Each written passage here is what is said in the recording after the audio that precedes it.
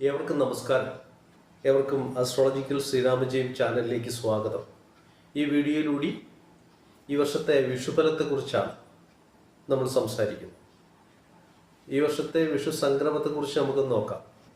മീനശനി, ഇടവ വ്യാഴം, കൊലവർഷം 1200, മേടമാസം 1-ാം തീയതി, അതായത് ഇംഗ്ലീഷ് തീയതി 14 ഏപ്രിൽ 2025, തിങ്കളാഴ്ച, ഉദയാൽപൂർവം 7 നാഴികയും 17 വിനാഴികയും ചെന്നപ്പോൾ IST പറയുകയാണെങ്കിൽ 3 മണി 23 മിനിറ്റ് ചോതി നക്ഷത്രവും തുലാക്കൂറും കൃഷ്ണപക്ഷത്തിലെ പ്രഥമതിഥിയും വരാഹകരണവും വജ്രനാമനിത്യയോഗവും കൂടിയ സമയം.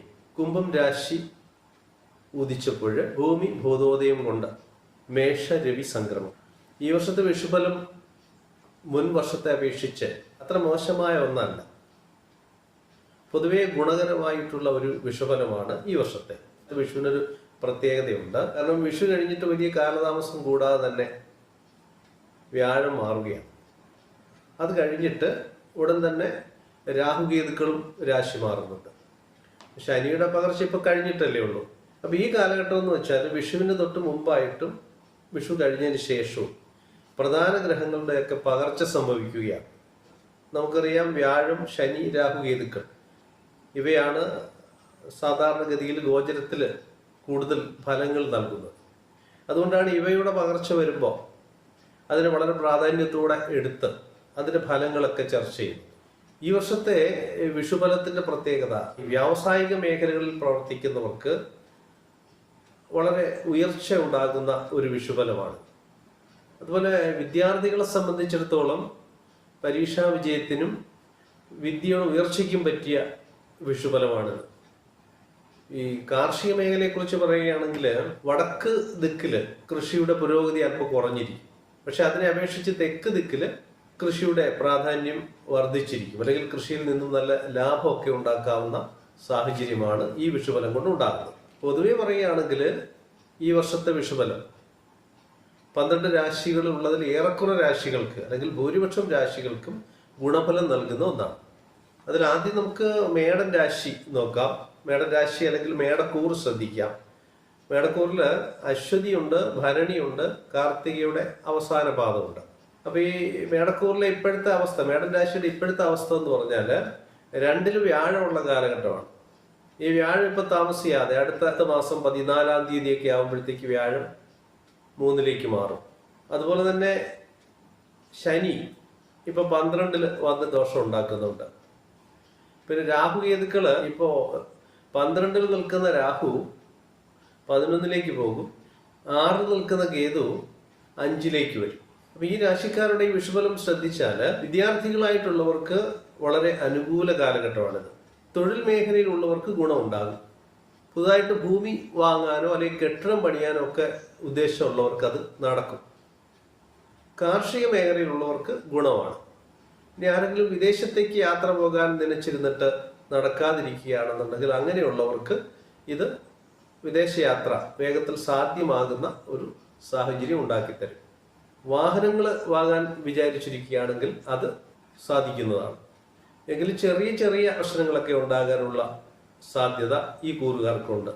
ഇപ്പോൾ കണ്ണിന് എന്തെങ്കിലും രോഗം ഉണ്ടാകുകയോ അല്ലെങ്കിൽ ചെവിക്ക് എന്തെങ്കിലും രോഗം ഉണ്ടാവുകയോ അല്ലെങ്കിൽ മൂക്കിന് എന്തെങ്കിലും രോഗം ഉണ്ടാകുകയോ അല്ലെങ്കിൽ പല്ലിന് എന്തെങ്കിലും രോഗം ഉണ്ടാകുക, ഇങ്ങനെയൊക്കെയുള്ള ചെറിയ ചെറിയ അസ്വസ്ഥതകൾ ഉണ്ടാകാനുള്ള സാധ്യതയുണ്ട്. 7-ര ശനിയും കൂടിയാണല്ലോ. അതുകൊണ്ട് ശനീശ്വരനെ നന്നായിട്ട് പ്രാർത്ഥിക്കുക, അല്ലെങ്കിൽ ശാസ്താവിൻ്റെ അമ്പലങ്ങളിൽ ദർശനമൊക്കെ നടത്തി നീരാഞ്ജന വിളക്കൊക്കെ കൊളുത്തുന്നത് വളരെ നല്ലതാണ്. അതുപോലെ തന്നെ ഗണപതി ഭഗവാനെ പ്രാർത്ഥിക്കണം, ഹനുമാൻ സ്വാമിയെ പ്രാർത്ഥിക്കണം. ഇവകളൊക്കെ ചെയ്യാവുന്നതാണ്. എങ്കിലും അവർക്ക് ഇപ്പോൾ അടുത്ത 1 മാസത്തേക്ക് വ്യാഴത്തിന്റെ ആനുകൂല്യമുണ്ട്. 1 മാസം കഴിയുമ്പോഴത്തേക്ക് വ്യാഴം മാറും.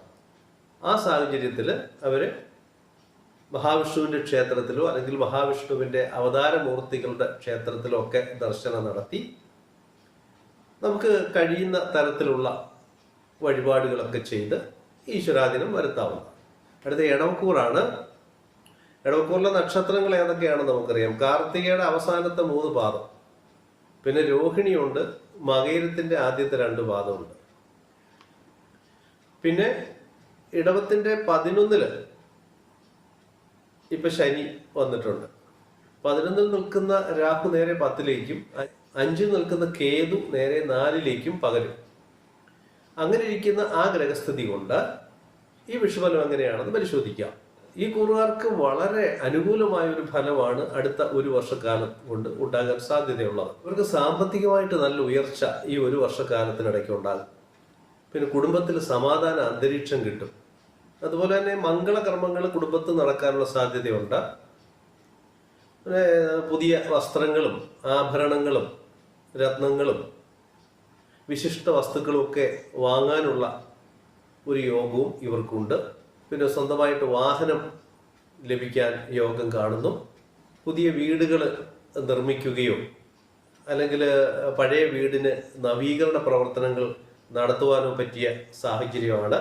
പുതിയ ഭൂമി മേടിക്കുവാനോ അല്ലെങ്കിൽ സ്വന്തം ഭൂമിയോട് ചേർന്ന് കിടക്കുന്ന ഭൂമിയൊക്കെ മേടിച്ച് സ്വന്തമാക്കാനുള്ള യോഗം ഉണ്ട്. അതുപോലെ തന്നെ തൊഴിൽ മേഖലയിൽ പ്രവർത്തിക്കുന്നവർക്ക് ഉദ്ദേശിച്ച സ്ഥലത്തേക്ക് സ്ഥാനമാറ്റം ലഭിക്കുന്നതിനും തൊഴിലിൽ പ്രൊമോഷനൊക്കെ കിട്ടുന്നതിനുള്ള സാധ്യത ഈ വർഷത്തെ വിഷുഫലം കൊണ്ട് ഉണ്ടാകുന്നതാണ്. സാധാരണ തൊഴിലുകൾ ചെയ്യുന്നവർക്ക് പുതിയ തൊഴിൽ കരാറുകൾ ലഭിക്കും. തൊഴിലിൽ നിന്നും ധനലാഭം ഉണ്ടാകും. വളരെ കാലമായിട്ട് കിട്ടാതിരിക്കുന്ന ധനം കിട്ടാനുള്ള യോഗം ഉണ്ടാകും. വളരെ കാലമായിട്ട് പ്രതീക്ഷിച്ചിരിക്കുന്ന കാര്യങ്ങൾ നടക്കാനുള്ള യോഗമാണ് ഈ വിഷുഫലം കൊണ്ടുള്ളത്. പ്രേമസാഫല്യം വിവാഹത്തിലേക്ക് എത്താനുള്ള യോഗം കാണുന്നു. ഇപ്രകാരമുള്ള ഒരുപാട് നല്ല നല്ല കാര്യങ്ങളാണ് ഈ വർഷത്തെ വിഷുഫലം കൊണ്ട് ഈ ഇടവക്കൂറുകാർക്കുള്ളത്. ചുരുക്കി പറഞ്ഞാൽ ഇടവക്കൂറുകാർക്ക് നല്ല സമയം തന്നെയാണ്. മറ്റൊരു പ്രത്യേകത എന്ന് പറഞ്ഞാൽ കുടുംബ ബന്ധങ്ങളിൽ ഉണ്ടായിരുന്ന അഭിപ്രായ വ്യത്യാസങ്ങളൊക്കെ ദൂരീകരിക്കുന്ന ഒരു സാഹചര്യം ഉണ്ടാവും ഈ ഒരു വർഷക്കാലത്ത്. അതുപോലെ വിദ്യാർത്ഥികൾക്ക് പരീക്ഷാ വിജയവും എഴുതുന്ന പരീക്ഷകൾക്ക് മികച്ച പുതിയ കോഴ്സുകൾ തിരഞ്ഞെടുക്കാനുള്ള ഒരു സാഹചര്യം, തൊഴിലിനു വേണ്ടി അപ്പിയർ ചെയ്യുന്ന ടെസ്റ്റുകളിലൊക്കെ വിജയം കൈവരിക്കുവാനും അതുവഴി റാങ്ക് ലിസ്റ്റുകളിലൊക്കെ വന്ന് ജോലി ലഭിക്കുന്നതിനൊക്കെയുള്ള സാഹചര്യം ഉണ്ടാകുന്നതാണ്. അതിൽ 10ലായിട്ട് രാഹു നിൽക്കുന്നത് കൊണ്ട് ഒരല്പം ശ്രദ്ധിക്കേണ്ട കാര്യമുണ്ട്. അതുകൊണ്ട് നമുക്ക് ശിവഭഗവാനെ പ്രാർത്ഥിക്കുക. അങ്ങനെയുള്ളവർ ശിവഭഗവാനെ പ്രാർത്ഥിക്കണം. ഗണപതി ഭഗവാനെ നല്ല രീതിയിൽ പ്രാർത്ഥിക്കുക.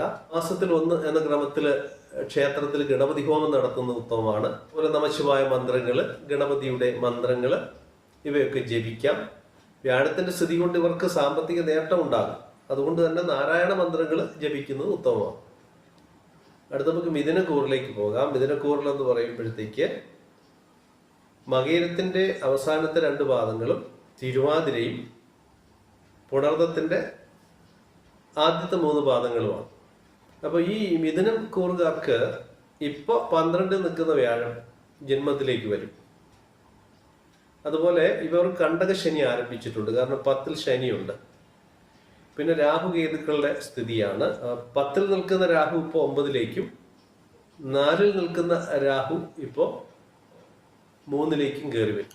ഈ ഗ്രഹസ്ഥിതി കൊണ്ട് നമ്മൾ ചിന്തിക്കുമ്പോൾ ഈ വർഷത്തെ വിഷുഫലം കൊണ്ട് ഇവർക്ക് ഉണ്ടാകുന്ന ഫലങ്ങൾ കഴിഞ്ഞ ഒരു വർഷക്കാലം അനുഭവിച്ചിട്ടുള്ള ചെറുതും വലുതുമായിട്ടുള്ള ദുരിതങ്ങൾക്ക് അറുതി വരുന്നതാണ്. അതുകൊണ്ട് തന്നെ ഈ മിഥുനക്കൂറുകാർക്ക് ഇതുവരെ ഉണ്ടായിട്ടുള്ള ആരോഗ്യ പ്രശ്നങ്ങൾ ഒന്ന് ഒഴിഞ്ഞു കിട്ടും. കുടുംബ ബന്ധങ്ങളൊക്കെ പുഷ്ടിപ്പെടും. സന്താനങ്ങളുടെ വിവാഹാദി കർമ്മങ്ങൾ നടക്കും. വിദ്യാർത്ഥികൾക്കാണെങ്കിൽ വിദ്യാഭ്യാസ മേഖല നന്നായിട്ട് പുഷ്ടിപ്പെടും. വിവാഹ തടസ്സം ഉണ്ടായിട്ടുള്ളവർക്ക് അത് മാറിക്കിട്ടും. വളരെ കാലമായിട്ട് മുടങ്ങിക്കിടക്കുന്ന സംഗതികളൊക്കെ പുനരുജ്ജീവിപ്പിക്കും. യാത്രകളൊക്കെ പോകാൻ അനുകൂലമായ സാഹചര്യമാണ്. മനസ്സിന് സമാധാനം ഉണ്ടാവുകയും കുടുംബത്തെ ഐശ്വര്യം ഉണ്ടാവുകയും ചെയ്യും. വിദേശയാത്ര ആഗ്രഹിക്കുന്നവർക്ക് അത് നടക്കാനുള്ള സാധ്യതയുണ്ട്. കാർഷിക മേഖലയിലുള്ളവർക്ക് കൃഷിയിൽ നിന്നും ഈ വിഷുഫലം കൊണ്ട് ലാഭം ഉണ്ടാകും. രാഷ്ട്രീയ മേഖലകളിലൊക്കെ പ്രവർത്തിക്കുന്നവർക്ക് വളരെ അനുയോജ്യമായ സമയമാണ്. അല്ലെങ്കിൽ നേതൃത്വ പദവിയിലേക്ക് എത്തുന്നതിന് പറ്റിയ കാലമാണ്. കലാപരമായി പ്രവർത്തിക്കുന്നവർക്കും വളരെ വിശിഷ്ടമായ സമയമാണ് അടുത്ത ഒരു വർഷക്കാലം. അതായത് സിനിമാ മേഖലയിൽ പ്രവർത്തിക്കുന്നവരോ അല്ലെങ്കിൽ സീരിയൽ മേഖലയിൽ പ്രവർത്തിക്കുന്നവരോ അല്ലെങ്കിൽ മറ്റ് കലാപരമായ രംഗത്ത് പ്രവർത്തിക്കുന്നവർക്കും ഒക്കെ ധനപരമായും സ്ഥാനമാനങ്ങളും ഒക്കെ ലഭിക്കാൻ പറ്റിയ സമയമാണ്. ഈശ്വരാധീനം വരുത്തുന്നതിന് വേണ്ടി മഹാവിഷ്ണുവിന്റെ ക്ഷേത്രത്തിലും ഗണപതിയുടെ ക്ഷേത്രത്തിലും സർപ്പ ക്ഷേത്രങ്ങളിലുമൊക്കെ ദർശനം നടത്തി നമുക്ക് പറ്റുന്ന എന്തെങ്കിലുമൊക്കെ ലളിതമായ ചെറിയ ചെറിയ വഴിപാടുകളൊക്കെ ചെയ്ത് ദൈവാധീനം വരുത്താവുന്നതാണ്. ഇനി അടുത്ത കർക്കിടക കൂറാണ്. കർക്കിടക കൂറിൽ എന്ന് പറയുമ്പോൾ പുണർദത്തിന്റെ അവസാന പാദം, പിന്നെ പൂയം, ആയില്യം എന്നീ നക്ഷത്രങ്ങൾ നിറഞ്ഞതാണ്. അപ്പോൾ ഈ കർക്കിടകത്തിന്റെ ഇപ്പോഴത്തെ സ്ഥിതി എന്ന് പറഞ്ഞാൽ 11 വ്യാഴം ഉള്ളത് അവർക്ക് വളരെ അനുകൂലമായൊരു ഘടകമാണ്. പക്ഷേ ഈ 11 വ്യാഴം എന്ന് പറയുന്നത് ഇപ്പോൾ 12 വരുന്നു എന്നുള്ളതൊരു പ്രധാന ഘടകമാണ്. 3 നിൽക്കുന്ന കേതുവും 9 നിൽക്കുന്ന രാഹുവാണ് ഇപ്പോൾ ഉള്ളത്. അത് അടുത്ത പകർച്ചയോടുകൂടി 9 നിൽക്കുന്ന രാഹു 8 3 നിൽക്കുന്ന കേതു 2 വരും. അതാണ് അവിടുത്തെ ഗ്രഹസ്ഥിതി എന്ന് പറയുന്നത്. ഇവർക്ക് കഴിഞ്ഞ ഒരു വർഷക്കാലം എന്ന് പറയുമ്പോൾ ദോഷങ്ങളൊന്നും അധികമില്ലാതെ ഗുണങ്ങൾ അധികരിച്ച് നിന്ന ഒരു കാലഘട്ടമായിരുന്നു. അത്യാവശ്യം ക്ഷേത്ര ദർശനങ്ങളും അല്ലെങ്കിൽ മന്ത്രജപങ്ങളും ഈശ്വരാധീനം വരുത്തലും ഒക്കെ കൊണ്ട് വളരെ നന്നായിട്ട് പോയിക്കൊണ്ടിരുന്ന ഒരു കാലഘട്ടമായിരുന്നു. പക്ഷെ ഇവർക്ക് ഇപ്പോ ഈ വർഷം ഈ വ്യാഴം 12 വരുന്നതും ഈ രാഹുകേതുക്കൾ 8 2 വരുന്നതും ഒരു ദോഷഘടകമാണ്. സാമ്പത്തിക മേഖലയിൽ ചില ഏറ്റക്കുറച്ചിലുകൾ ഉണ്ടാകാനുള്ള സാധ്യതയുണ്ട്. അതുകൊണ്ട് കഴിവതും അടുത്ത ഒരു വർഷക്കാലത്തേക്ക് ഈ കടം കൊടുക്കാതിരിക്കുന്നത് വളരെ ഉത്തമമാണ്. മറ്റുള്ളവരുടെ നന്മയ്ക്ക് വേണ്ടിയാണ് നമ്മൾ കടം കൊടുക്കുന്നത്. ചിലപ്പോൾ നമ്മുടെ നന്മയ്ക്കും മറ്റുള്ളവരുടെ നന്മയ്ക്കും വേണ്ടിയായിരിക്കും. പക്ഷെ ഈ കൊടുക്കുന്നവർക്കും വാങ്ങിക്കുന്നവർക്കും അത് ശരിയായ നിലയിൽ ഉതകത്തില്ല എന്ന യാഥാർത്ഥ്യം മനസ്സിലാക്കണം. കാരണം അങ്ങനെയുള്ള ഗ്രഹസ്ഥിതിയാണ്. അതുപോലെ തന്നെ ഈ വരുന്ന ഒരു വർഷക്കാലം പുതിയതായിട്ട് ലോൺ എടുക്കാനൊന്നും നിൽക്കരുത്. ലോൺ എടുത്ത് പുതിയ ബിസിനസ് സംരംഭങ്ങൾ തുടങ്ങുന്നതിനോ അല്ലെങ്കിൽ പുതിയ കരാറുകളൊക്കെ ഒപ്പിടുന്നതിനോ ആർക്കെങ്കിലുമൊക്കെ ജാമ്യം നിൽക്കുന്നതിനോ ഒന്നും ഈ ഒരു വർഷക്കാലം ഉപയോഗിക്കരുത്. അത് ദോഷഫലങ്ങൾ ഉണ്ടാക്കും, അല്ലെങ്കിൽ നമുക്ക് തന്നെ ദോഷം ഉണ്ടാക്കുന്ന സാഹചര്യം സൃഷ്ടിക്കും. അമിത ലാഭം പ്രതീക്ഷിച്ച് ബാങ്കിൽ കിടക്കുന്ന പൈസയൊന്നും എടുത്ത് ആർക്കും കടമായിട്ട് കൊടുക്കുകയോ അല്ലെങ്കിൽ പലിശയ്ക്ക് കൊടുക്കുകയോ ഒന്നും ചെയ്യാതിരിക്കുന്നതാണ് ഉത്തമം. ഈ ദോഷഫലങ്ങളൊക്കെ ഒരു പരിധിവരെ നമുക്ക് പരിഹാരങ്ങൾ ഈശ്വര ഭജനത്തിലൂടെയും ദേവതാ പൂജയിലൂടെയും ഒക്കെ നമുക്ക് മാറ്റിയെടുക്കാം. ഇവർക്ക് തൊഴിൽ മേഖലയിൽ ബുദ്ധിമുട്ടുണ്ടാകാനുള്ള സാധ്യതയുണ്ട്. ചെയ്യുന്ന തൊഴിലിൽ തൃപ്തിക്കുറവുണ്ടാകും, അല്ലെങ്കിൽ മുൻകാലങ്ങളിൽ നമ്മൾ ചെയ്തിരിക്കുന്ന അത്രയും പെർഫെക്ഷൻ ഈ സമയത്ത് ചെയ്യുന്ന തൊഴിലിൽ ഉണ്ടാകില്ല. അതുകൊണ്ട് തന്നെ മേലധികാരികളുടെ അല്ലെങ്കിൽ തൊഴിലുടമയുടെ ഒക്കെ അനിഷ്ടത്തിന് പാത്രമാകേണ്ടി വരും. പ്രതീക്ഷിതമായ സ്ഥലം മാറ്റത്തിലൂടെ വളരെ ദൂരേക്ക് പോകേണ്ടി വരും, അല്ലെങ്കിൽ ഉദ്ദേശിച്ചിരിക്കുന്ന പ്രൊമോഷൻ ചിലപ്പോൾ തടയപ്പെടും. ഒരു പ്രധാന കാര്യം, ഇൻഷുറൻസ് മേഖലയിലും ചിട്ടി മേഖലയിലും ഒക്കെ പ്രവർത്തിക്കുന്നവര് അവർക്ക് ദുരിതങ്ങൾ ഉണ്ടാകാനുള്ള സാധ്യതയാണ് കൂടുതൽ. അതുപോലെ തൊഴിൽ മാറ്റം വരുത്തുന്നതിന് ഒട്ടും അനുയോജ്യമായ ഒരു സമയമല്ല ഇത്. അത് ചിലപ്പോൾ തൊഴിൽ നഷ്ടത്തിന് തന്നെ സഹായമാക്കിയേക്കും. കർക്കിടകക്കൂറിൽ ജനിച്ചവര് എല്ലാ മാസവും വ്യാഴാഴ്ച എന്നൊന്നുണ്ടെങ്കിൽ മഹാവിഷ്ണുവിന്റെ ക്ഷേത്രത്തിലോ അല്ലെങ്കിൽ മഹാവിഷ്ണുവിന്റെ അവതാരമൂർത്തികളുണ്ടല്ലോ, നമ്മുടെ ശ്രീകൃഷ്ണസ്വാമി, ശ്രീരാമസ്വാമി, നരസിംഹമൂർത്തി, അങ്ങനെയൊക്കെയുള്ള ക്ഷേത്രങ്ങളിൽ ദർശനം നടത്തി പ്രാർത്ഥിക്കണം. അല്ലെങ്കിൽ ഗുരുവായൂരപ്പനെ പ്രാർത്ഥിക്കുകയോ ശ്രീ പത്മനാഭസ്വാമിയെ പ്രാർത്ഥിക്കുകയോ ശ്രീ പൂർണ്ണത്രയേശ്വരനെ പ്രാർത്ഥിക്കുകയോ ഒക്കെ ചെയ്താൽ വളരെ നല്ലതാണ്. അതുപോലെ തന്നെ മാസത്തിൽ ഒരു തവണ സർപ്പക്ഷേത്രങ്ങൾ സന്ദർശിച്ച് വഴിപാട് ചെയ്യുകയും ഗണപതി ക്ഷേത്രങ്ങൾ സന്ദർശിച്ച് തൊഴുത് പ്രാർത്ഥിക്കുകയൊക്കെ ചെയ്യുന്നതും ദുരിതശാന്തിക്ക് അത്യുത്തമമാണ്. ഗുണങ്ങൾ അല്ലെങ്കിൽ ഈ ദോഷങ്ങളെ ഉണ്ടാകാൻ സാധ്യതയുള്ള ദോഷങ്ങളെ ഗുണങ്ങളാക്കി മാറ്റുന്നതിന് വേണ്ടിയാണ് നമുക്ക് ഈ ദേവതാഭജനം കൊണ്ട് ഉദ്ദേശിക്കുന്നത്. അടുത്ത് ചിങ്ങക്കൂറാണ്. ചിങ്ങക്കൂറിൽ നക്ഷത്രം എന്ന് പറയുമ്പോഴത്തേക്ക് മകമുണ്ട്, പൂരമുണ്ട്, ഉത്രത്തിന്റെ ആദ്യ പാദമുണ്ട്. അപ്പൊ ചിങ്ങക്കൂറുകാർക്ക് വ്യാഴത്തിന്റെ സ്ഥിതി കൊണ്ട് ഇപ്പോൾ വളരെ അനുകൂലമാണ്. 10 വ്യാഴം ഇപ്പൊ 11 വരും. ചിങ്ങക്കൂറുകാർക്ക് ഇപ്പൊ ശനി അഷ്ടമത്തിൽ വന്നിട്ടുണ്ട്. രാഹുകേതുക്കൾ എന്ന് പറയുമ്പോൾ 8 രാഹുവും 2 കേതുവുള്ള കാലഘട്ടമാണ്. അപ്പൊ ഇത് മാറിയിട്ട് രാഹു 7 കേതു ഇപ്പൊ ലഗ്നത്തിലേക്കും വരും. പിന്നെ വ്യാഴത്തിന്റെ സ്ഥിതി 11 വരുന്നത് 12 വർഷത്തിൽ ഒരിക്കൽ കിട്ടുന്ന വളരെ നന്മയുള്ള ഒരു സാഹചര്യമാണ്. കഴിഞ്ഞ ഒരു വർഷക്കാലം ഇവർക്ക് അത്ര ഗുണമൊന്നും അല്ലായിരുന്നു. പക്ഷെ അതിൽ നിന്ന് നേർവിപരീതമായിട്ട് കുതിച്ചുയരാൻ പോകുന്ന ഒരു സാഹചര്യമാണ് ഉള്ളത്. അതിഗംഭീരം എന്ന് തന്നെ പറയേണ്ടി വരും. ഒരുപാട് ഗുണങ്ങളും ഐശ്വര്യങ്ങളും ശ്രേഷ്ഠതയും ഒക്കെ ലഭിക്കാൻ പോകുന്ന ഒരു കാലഘട്ടമാണ്. കാരണം 11 വ്യാഴം വരികയാണല്ലോ. ഈ 11 വ്യാഴം എന്ന് പറഞ്ഞാൽ മഹാമേരു പോലെ ഉറച്ചു നിന്ന് എല്ലാ ദുരിതത്തിനെയും പ്രതിരോധിക്കുന്ന അത്രയും ശക്തമായ ഒരു സാഹചര്യമാണ് ഈ 11 വ്യാഴമുള്ള കാലഘട്ടം എന്ന് പറയുന്നത്. അനുഗ്രഹങ്ങളുടെ ഒരു നീണ്ട നിര തന്നെ ഇവരെ കാത്തിരിക്കുന്നു എന്ന് പറയണം. വിദ്യാർത്ഥികൾക്കാണെങ്കിൽ വിദ്യാഗുണങ്ങൾ അധികരിക്കും. എഴുതുന്ന പരീക്ഷകളിലൊക്കെ മികച്ച വിജയം ഉണ്ടാകും. വിവാഹം നോക്കുന്നവർക്ക് വളരെ നല്ല ബന്ധം കിട്ടും. ഇങ്ങനെയൊക്കെ ആണെങ്കിലും ഈ ഗുണങ്ങൾ വർദ്ധിക്കുമ്പോൾ നമ്മൾ മതിമറക്കരുത്. കാരണം രാഹുകേതുക്കൾ ലഗ്നത്തിലും 7 നിൽക്കുന്ന ഒരു കാലഘട്ടമാണ്. അതിനാൽ തന്നെ കുടുംബ ബന്ധങ്ങൾ തകരാതെ സൂക്ഷിക്കണം.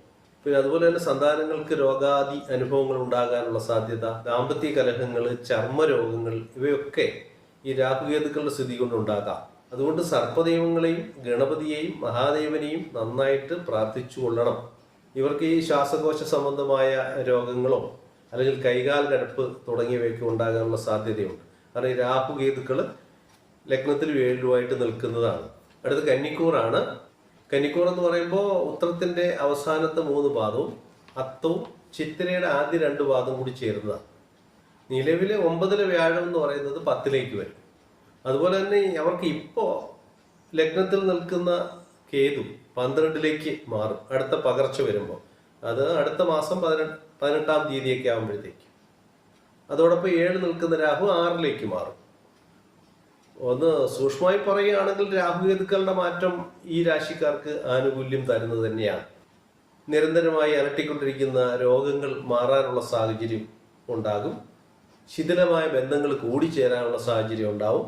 ദാമ്പത്യ കലഹങ്ങൾ മാറിപ്പോകുന്നതാണ്. അതുപോലെ തന്നെ വിദേശയാത്രയ്ക്ക് തടസ്സം ഉണ്ടായിരുന്നവർക്ക് യാത്രയുടെ തടസ്സം മാറും. വിവാഹത്തിന്റെ തടസ്സങ്ങൾ മാറിക്കിട്ടും. ദീർഘകാലമായിട്ട് ഉപയോഗിച്ചുകൊണ്ടിരിക്കുന്ന മരുന്നുകളുടെ അളവുകൾ കുറയ്ക്കുവാനോ പൂർണ്ണമായിട്ട് നിർത്തുവാനുള്ള സാഹചര്യം ഉണ്ടാകും. പുതിയതായിട്ട് വീട് വയ്ക്കുവാനോ അല്ലെങ്കിൽ വാഹനം മേടിക്കുവാനോ ഭൂമി മേടിക്കുവാനോ ഒക്കെയുള്ള യോഗം ഉണ്ടാകും. ആഭരണങ്ങളും വസ്ത്രങ്ങളും ഒക്കെ വാങ്ങാനുള്ള ഒരു സാഹചര്യം ആണുള്ളത്. കാർഷിക മേഖലയിൽ നിന്നും നല്ല വരുമാനവും കിട്ടും.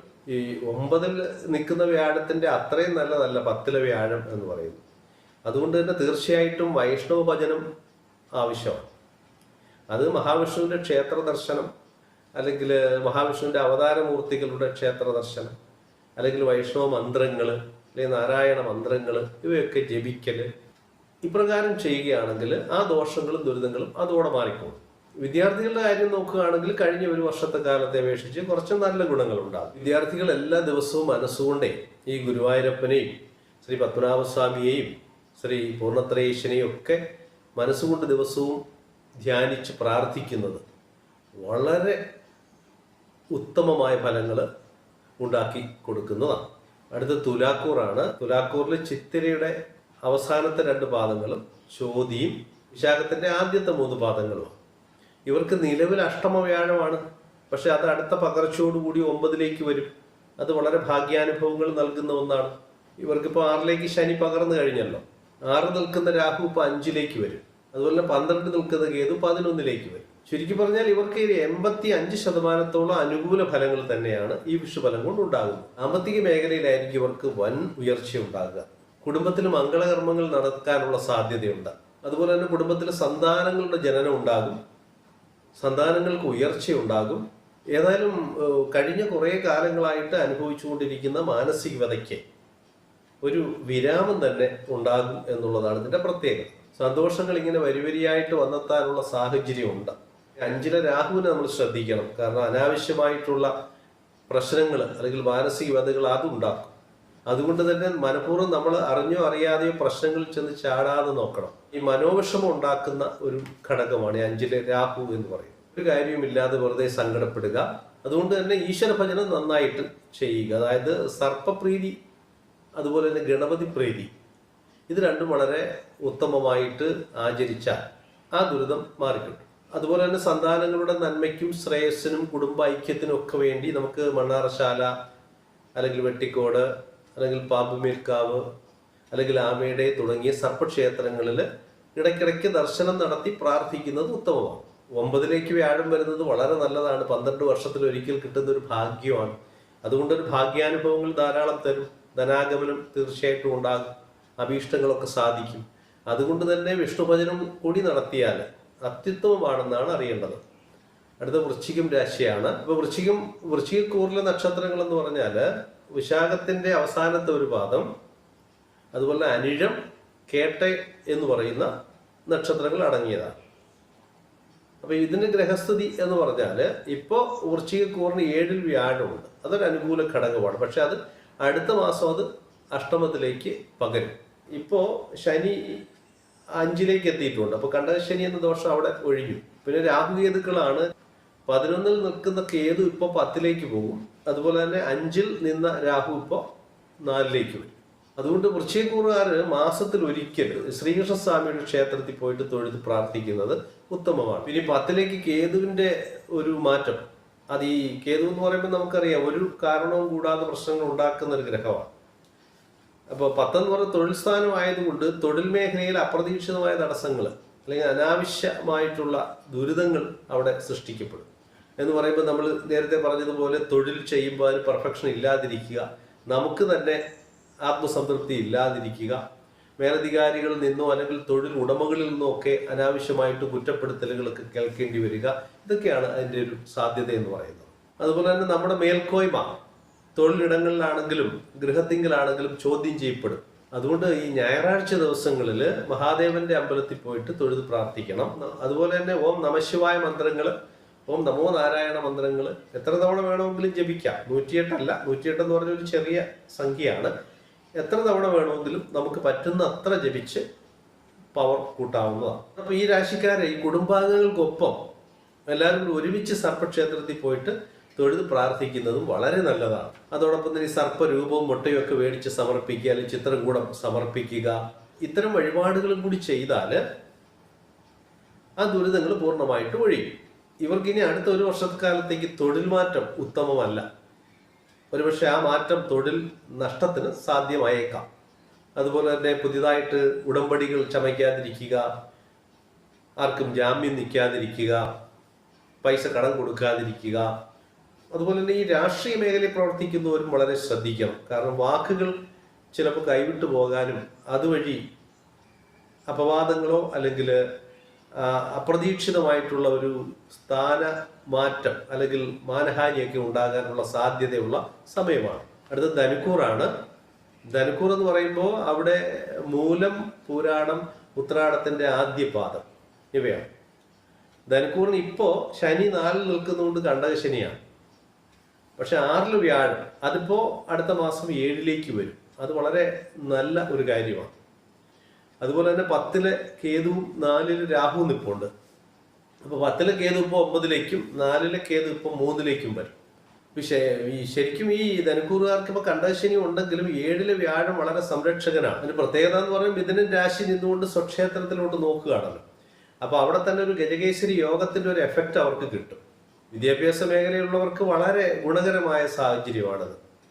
വിജയം ഉണ്ടാകുക, എഴുതുന്ന പരീക്ഷകളിലൊക്കെ അപ്രതീക്ഷിത വിജയം ലഭിക്കാനുള്ള സാഹചര്യം ഉണ്ടാകുക. ഉന്നത വിദ്യകൾക്ക് ആഗ്രഹിക്കുന്നവർക്ക് ഇഷ്ടപ്പെട്ട ബ്രാഞ്ച് തന്നെ തിരഞ്ഞെടുക്കാനുള്ള സാഹചര്യം വരും. വിവാഹത്തിന് അനുയോജ്യമായ കാലഘട്ടം, അതുപോലെ തന്നെ വിദേശയാത്രയ്ക്ക് ഏറ്റവും കൂടുതൽ ഉത്തമമായ കാലഘട്ടം. വിദേശത്തു നിന്ന് തൊഴിൽ ചെയ്ത് സ്വന്തം ഗൃഹത്തിങ്കിലേക്ക് ധാരാളം ധനം എത്തിക്കാനുള്ള യോഗമുള്ള സമയം. വിദേശ പഠനത്തിന് വേണ്ടി യാത്ര ചെയ്ത് വിദേശ പഠനം സാധ്യമാകുന്ന കാലഘട്ടം. സ്വന്തമായി സ്ഥലം വാങ്ങിക്കാനുള്ള സാഹചര്യം ഉരുത്തിരിയുന്നതാണ്. സ്വന്തമായിട്ട് വാഹനം വാങ്ങുവാനുള്ള സാഹചര്യം ഉരുത്തിരിയുന്നതാണ്. പുതുതായിട്ട് ഗൃഹം നിർമ്മിക്കുന്നതിനുള്ള സാഹചര്യം ഉണ്ടാകുന്നതാണ്. ഇവർക്ക് ശാസ്താവിന് നീരാഞ്ജനം നടത്താം. ശനിയാഴ്ച തോറും പോയിട്ട് നീരാഞ്ജന വിളക്ക് തെളിക്കാം. ഗണപതിക്ക് വഴിപാടുകൾ നൽകാം. ആഞ്ജനേയ സ്വാമിക്ക് വഴിപാടുകൾ നൽകാം. അടുത്ത മകരക്കൂറാണ്. മകരക്കൂറിലെ നക്ഷത്രങ്ങൾ എന്ന് പറയുമ്പോൾ ഉത്രാടത്തിന്റെ അവസാനത്തെ 3 പാദവും തിരുവോണവും അവിട്ടത്തിന്റെ ആദ്യ 2 പാദവുമാണ്. മകരക്കൂറിന് ഇപ്പോൾ വ്യാഴം 5ലാണ് നിൽക്കുന്നത്. അത് ഇപ്പോൾ വളരെ ഉത്തമമാണ്. പക്ഷെ അത് അടുത്ത മാസം 6ാം ഇടത്തേക്ക് പകരും. അതുപോലെ തന്നെ മകരക്കൂറിന്റെ 3ാം ഇടത്തേക്ക് ഇപ്പൊ ശനി മാറിയിട്ടുണ്ട്. അപ്പൊ മകരക്കൂറുകാർക്ക് 7 ശനി മാറി. ഇപ്പോൾ മകരത്തിൽ നിന്ന് 3ാമത്തെ രാശിയിലാണ് ശനി സ്ഥിതി ചെയ്യുന്നത്. അതുപോലെ തന്നെ രാഹുകേതുക്കൾ നോക്കിക്കഴിഞ്ഞാലും 3ാം ഇടത്തെ രാഹു 2ാം ഇടത്തേക്കും 9ാം ഇടത്തെ രാഹു 8ാം ഇടത്തേക്കും വരും. ഫലങ്ങൾ എന്തെന്നാൽ ശനിയുടെ 3ലെ അവസ്ഥ അല്ലെങ്കിൽ ശനിയുടെ 3ലെ സ്ഥിതി വളരെ നല്ല ഫലങ്ങൾ മകരക്കൂറുകാർക്ക് കൊടുക്കും. അതുകൊണ്ട് തന്നെ സാമ്പത്തികമായി നല്ല സുസ്ഥിരത ഉണ്ടാകും. പക്ഷേ എങ്കിലും ഈ 6ൽ വരുന്ന വ്യാഴം, ആ വ്യാഴത്തിന്റെ പ്രത്യേകത അനുസരിച്ച് ഒന്നുകിൽ വരുന്ന ധനം ചെലവായി പോകുവാനോ അല്ലെങ്കിൽ ധനം വരവിന് അല്പസ്വല്പം തടസ്സങ്ങൾ ഉണ്ടാകാനുള്ള സാധ്യത കാണുന്നു. അതുപോലെ തന്നെ ഉറ്റവരും ഉടയവരുമായിട്ട് ശത്രുത ഉണ്ടാകാം. മറ്റുള്ളവരുമായിട്ട് അപ്രതീക്ഷിതമായ വഴക്കുകൾ ഉണ്ടാകാം. ഇവയൊക്കെ ഉണ്ടാകാതിരിക്കാൻ വേണ്ടി മഹാവിഷ്ണുവിന്റെ ക്ഷേത്രത്തിൽ വ്യാഴാഴ്ച ദിവസം ദർശനം നടത്തി പ്രാർത്ഥിക്കുക, അല്ലെങ്കിൽ ശ്രീകൃഷ്ണസ്വാമിയുടെ ക്ഷേത്രത്തിൽ ദർശനം നടത്തി പ്രാർത്ഥിക്കുക. ഇതുപോലെ അവതാര മൂർത്തികളുടെ ക്ഷേത്രത്തിൽ മാസത്തിൽ 1 ദിവസം ബുധനാഴ്ചയോ വ്യാഴാഴ്ചയോ ദർശനം നടത്തി പ്രാർത്ഥിക്കുകയാണെങ്കിൽ ഇത്തരം ദോഷഫലങ്ങൾ ഒഴിയും. അതുപോലെ രാഹുകേതുക്കളെ കൊണ്ട് ദോഷം ഉണ്ടാകാതിരിക്കാൻ വേണ്ടി സർപ്പക്ഷേത്രങ്ങളിൽ ദർശനം നടത്തണം, ഗണപതിക്ക് വഴിപാടുകൾ കൊടുക്കണം. അതുപോലെ തന്നെ വിദ്യാർത്ഥികളെ സംബന്ധിച്ചിടത്തോളം അത്യന്തം സൂക്ഷിക്കേണ്ട കാലഘട്ടമാണ്. കാരണം ഈ കൂട്ടുകെട്ടുകൾ ദുഷിച്ച് സൽപ്പേരിന് കളങ്കം വരാനുള്ള സാധ്യതയുള്ള കാലഘട്ടമാണ്. അതുപോലെ ഗുരുക്കന്മാരുമായിട്ട് തന്നെ വഴക്കോ ബഹളങ്ങളോ ഉണ്ടാകാം. ഗുരുശാപം കിട്ടാൻ പറ്റിയ സാഹചര്യമാണ്. വൈഷ്ണവ പ്രീതിയിലൂടെ അത് ഉണ്ടാകാതിരിക്കുകയോ ഉണ്ടായ ദോഷങ്ങൾ മാറുകയോ ചെയ്യും. ഈ സമയത്ത് കഴിയുമെങ്കിൽ ഗുരുവായൂർ ക്ഷേത്ര ദർശനം അല്ലെങ്കിൽ ശ്രീ പത്മനാഭസ്വാമി ക്ഷേത്ര ദർശനമൊക്കെ ചെയ്ത് ദൈവാധീനം വരുത്തുന്നത് നല്ലതാണ്. വ്യാഴത്തിൻ്റെ 6ലെ സ്ഥിതി കൊണ്ടുണ്ടാകുന്ന ദുരിതം ഭഗവൽ പ്രീതി കൊണ്ട് മാറാവുന്നതേ ഉള്ളൂ. അതുകൊണ്ട് തന്നെ ഈശ്വരാധീനം വരുത്തുന്നതിനുള്ള മാർഗങ്ങൾ അവലംബിക്കുക, ദുരിതങ്ങൾ ഒഴിവാക്കുക. അടുത്തത് കുംഭക്കൂറാണ്. കുംഭക്കൂറിലാണെങ്കിൽ ഇപ്പോൾ 7.5 ശനിയുടെ ദുരിതമുണ്ട്. ഇപ്പോൾ 2ലാണ്, കുംഭത്തിൻ്റെ 2ലാണ് ശനി നിൽക്കുന്നത്. അപ്പോൾ ഈ വ്യാഴം 4ൽ നിന്ന് ഇപ്പോൾ 5ലേക്ക് പോകും. അതുപോലെ തന്നെ 2ൽ നിൽക്കുന്ന രാഹു ഇപ്പോൾ ജന്മത്തിലേക്കും 8ൽ നിൽക്കുന്ന കേതു ഇപ്പോൾ 7ലേക്കും വരും. ഈ കുംഭക്കൂറുകാർക്ക് കഴിഞ്ഞ ഒരു വർഷക്കാലം എന്ന് പറയുന്നത് ഗുണദോഷ സമ്മിശ്രമായിരുന്നു. ഇപ്രാവശ്യത്തെ വിഷഫലം കൊണ്ട് നോക്കുകയാണെങ്കിൽ അതിനെ അപേക്ഷിച്ച് വളരെയധികം ഗുണകരമായ സാഹചര്യമാണ് ഇപ്പോൾ ഉള്ളത്. ഒരു പ്രധാന കാര്യം എന്ന് പറഞ്ഞാൽ ഉദ്ദേശിക്കുന്ന കാര്യങ്ങൾ നടക്കും. അതുപോലെ തന്നെ കുടുംബത്തിന് ഉന്നമനം ഉണ്ടാകും. കുടുംബത്തിലെ സന്താനങ്ങൾക്ക് ഉദ്ദേശിക്കുന്ന കാര്യങ്ങളൊക്കെ നടക്കും. അതുപോലെ ലോട്ടറി അടിക്കുന്നതിന് പറ്റിയ സാഹചര്യം, നിധി കിട്ടാൻ യോഗമുള്ളവർക്ക് നിധി കിട്ടാൻ പറ്റിയ സാഹചര്യം, വിദ്യാർത്ഥികൾക്ക് വളരെ നല്ല കാലഘട്ടമാണ്. വിദ്യാവിജയം, പരീക്ഷാ വിജയം, പരീക്ഷയിൽ അപ്രതീക്ഷിത നേട്ടങ്ങൾ, അതുപോലെ തൊഴിൽ അന്വേഷിക്കുന്നവർക്ക് എഴുതുന്ന പരീക്ഷകളിൽ വിജയം കൈവരിക്കുകയും അതുവഴി റാങ്ക് ലിസ്റ്റിൽ ഉൾപ്പെടുകയൊക്കെ ചെയ്യാൻ പറ്റിയ സമയമാണ്. അതുപോലെ കുടുംബത്തിൽ സന്താനങ്ങൾ ജനിക്കുന്നതിന്, ധനാഗമനത്തിന്, മഹാക്ഷേത്രങ്ങൾ സന്ദർശിക്കുന്നതിനുള്ള തീർത്ഥയാത്രകൾ ചെയ്യുന്നതിന് ഇവയ്ക്കൊക്കെ പറ്റിയ ഒരു കാലഘട്ടമാണ് ഈ വിഷുഫലം കൊണ്ട് അടുത്ത ഒരു വർഷം ഈ കുംഭക്കൂറുകാർക്കുള്ളത്.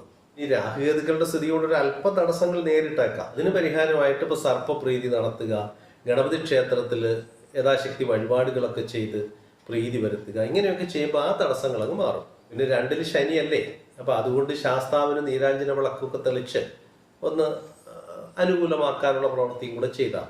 അതോടൊപ്പം മഹാദേവനെയും ഞായറാഴ്ച ദിവസങ്ങളിൽ ഒന്ന് തൊഴുത് പ്രാർത്ഥിക്കുക.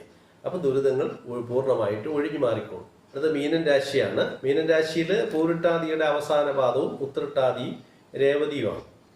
അപ്പോൾ മീനൻ രാശിയുടെ അവസ്ഥ എന്ന് പറയുമ്പോൾ ഇപ്പോൾ 3ലാണ് ഇപ്പോൾ വ്യാഴം നിൽക്കുന്നത്, അത് 4ലേക്ക് മാറും. അതുപോലെ ശനി ഇപ്പോൾ ജന്മത്തിലേക്ക് വന്നിട്ടുണ്ട്. പിന്നെ രാഹുകേതുക്കൾ ജന്മത്തിൽ രാഹുവും 7ൽ കേതുവാണ്. അപ്പോൾ ജന്മത്തിൽ നിന്ന് നേരെ 12ലേക്കും 7ൽ നിന്ന് കേതു 6ലേക്കും വരും. പ്രകാരമുള്ള ഗ്രഹസ്ഥിതി ആയതുകൊണ്ട് കഴിഞ്ഞ കാലങ്ങളെ അപേക്ഷിച്ച് എന്തായാലും കുറച്ച് ആനുകൂല്യം അവർക്ക് ഉണ്ടാകും. വാഹനങ്ങൾ വേണമെന്ന് ആഗ്രഹിക്കുന്നവർക്ക് തീർച്ചയായിട്ടും അത് ലഭിക്കും. അതുപോലെ തന്നെ നൂതനമായ ഗൃഹോപകരണങ്ങൾ സ്വന്തമാക്കാനുള്ള സാഹചര്യമാണിത്. സ്ഥലം വാങ്ങുന്നതിന് ഏറ്റവും ഉത്തമമായ കാലഘട്ടമാണ്. തൊഴിൽപരമായ ഗുണങ്ങൾ ഉണ്ടാകും. ജോലിയിൽ പ്രൊമോഷൻ ലഭിക്കാനുള്ള സാധ്യതയുണ്ട്.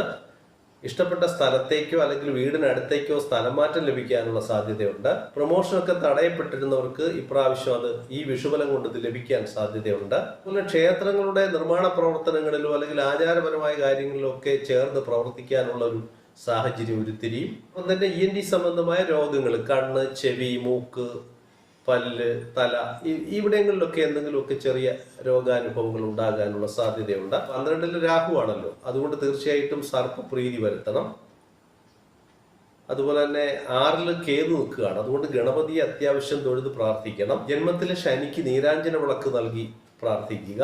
അതുപോലെ തന്നെ ഗണപതിക്ക് കറുകമാല നൽകി പ്രാർത്ഥിക്കുക. ആഞ്ജനേയ സ്വാമിക്ക് വെറ്റിലമാല നൽകി പ്രാർത്ഥിക്കുക. ഇപ്രകാരമൊക്കെ ചെയ്ത് ഉണ്ടാകാൻ സാധ്യതയുള്ള ദോഷങ്ങൾ ഒഴിവാക്കണം. അപ്പോൾ ചുരുക്കി പറയുകയാണെങ്കിൽ മുൻ വർഷങ്ങളെ അപേക്ഷിച്ച് 12 രാശികളിലുള്ളതിൽ ഏറിയ രാശികൾക്കും അനുകൂല ഫലങ്ങളാണുള്ളത്. കുറച്ച് രാശികൾക്ക് മാത്രമാണ് ദോഷഫലങ്ങൾ പറഞ്ഞിട്ടുള്ളത്.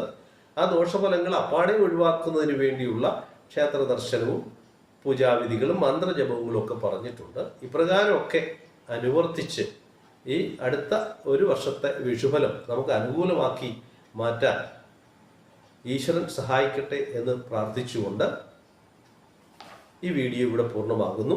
എല്ലാവർക്കും നമസ്കാരം. എല്ലാവരും ഈ വീഡിയോ ഇഷ്ടപ്പെട്ടെങ്കിൽ ലൈക്ക് ചെയ്യണം, ഷെയർ ചെയ്യണം, സബ്സ്ക്രൈബ് ചെയ്യണം. നമസ്കാരം.